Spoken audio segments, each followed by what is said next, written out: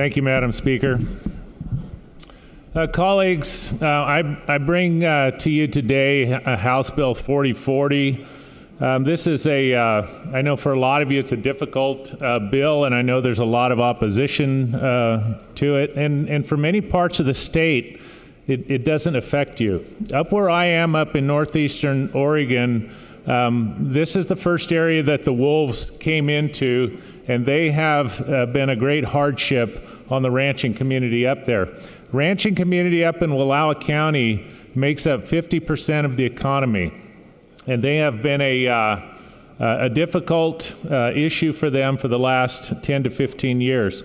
This mural up behind the speaker's post there is a picture of the first meetings that they had here in Oregon by Charbonneau. And the history there is they first got together for those meetings to discuss the issue of wolves and the depredation that they were causing. And so here we are 170 years later, reintroducing wolves into Oregon, which from anyone's perspective may be good or bad, but it is an issue.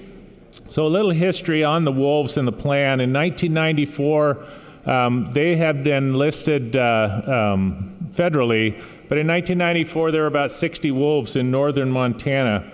In 1994-95, they introduced them into the Yellowstone Park and then also into parts of Idaho. By 1999, we had our first wolf in Oregon, a pretty famous wolf, B45, that swam the river, made it to John Day River, got caught by the federal Fish and Wildlife, and they took it back. In 2000, we had another one killed on the I-84 just near Baker, and then another one that year shot between Ukiah and Pendleton. And so I wanted to read from you, or for you, from the wolf plan that was put together, or the need for a wolf plan. It says, upon learning of the wolf's arrival in the state, the Commission initiated a public involvement process in 2002 to become informed about wolves and prepare for the arrival of this controversial species. At the conclusion of the review process in 2003, the Commission agreed that development of a state wolf conservation and management plan was necessary to address the arrival of wolves.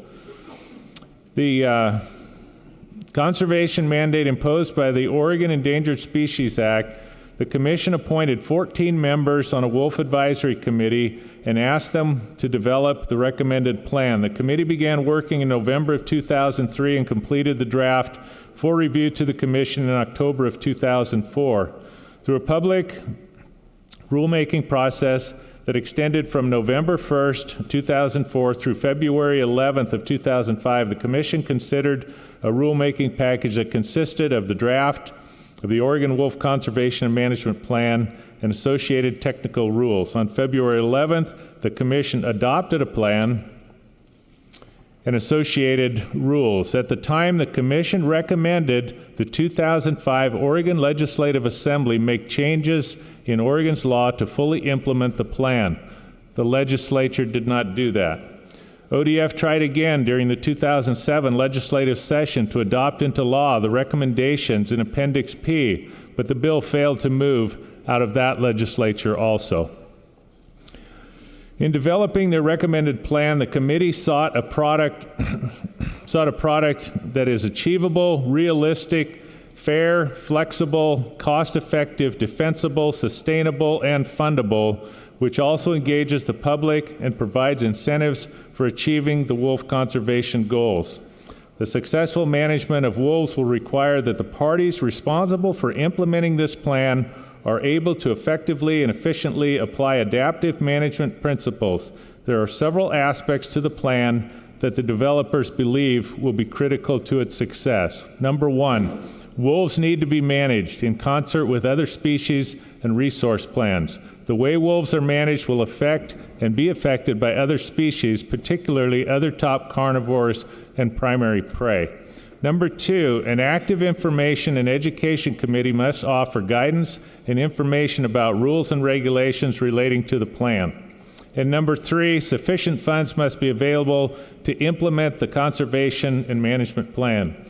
Individuals representing many interests were involved in crafting this plan by sharing their needs and balancing their interests and the interests of others. Therefore, the plan will serve the broad interest of Oregonians if implemented in its entirety. And so this was the plan that they came up with 10 years ago, and it was put into place.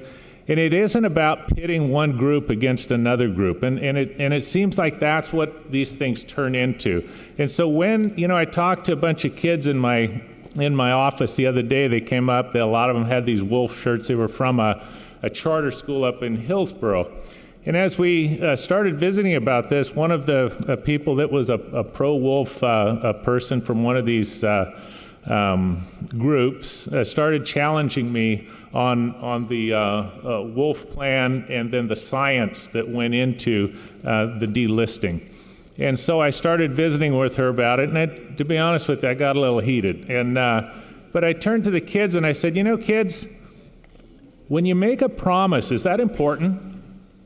And they all said, yeah, that's important. And I said, well, what this plan was 3 different groups. You had the environmentalists, you had the stock growers, and you had Fish and Wildlife coming together to come together to the table to formulate a plan. And the plan has worked. The plan has worked. I mean, this, from any pro-wolf perspective, this is a great success story. They are growing at over 20% a year right now. The first phase, this plan has 3 phases. The first phase is 4 breeding pairs for 3 consecutive years. The second phase is 7 breeding pair for another 3 consecutive years. And the third phase is management. The first phase is introduction. The second phase is increase the population. And the third phase is management. We are a year away from the management stage. And they have delisted because that is part of the management process. And they have already been challenged in court for this. And so this is where we are right now. And then the question is, what are we doing in the legislature? Does this basically prevent litigation? And this has been a question that has come up from Representative Gorsuch. And the answer that I have come up with, or that I could find, was no, it doesn't. They can still have their day in court. But what this does is it allows the legislature to affirm or to agree with this commission, this Fish and Wildlife Commission, that has basically approved of delisting. And that is what this bill does. Right now, wolf populations are expanding. Montana has a minimum of 627 wolves. And when I say minimums, the federal Fish and Wildlife will say when you have a minimum, it's probably twice that. Oregon has said it's probably 1.5 times that.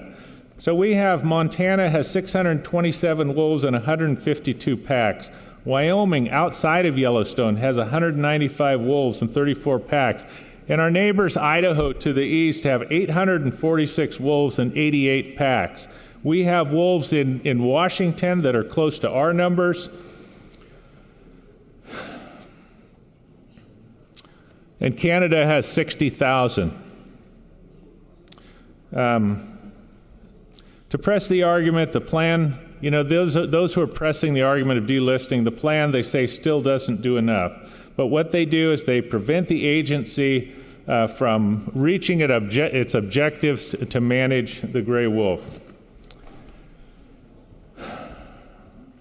So, I would ask you, this body, to vote yes on House Bill 4040 and give our Fish and Wildlife Agency the opportunity to manage this species as they would like to do and as the parties involved in getting together and producing this management plan agreed to 10 years ago.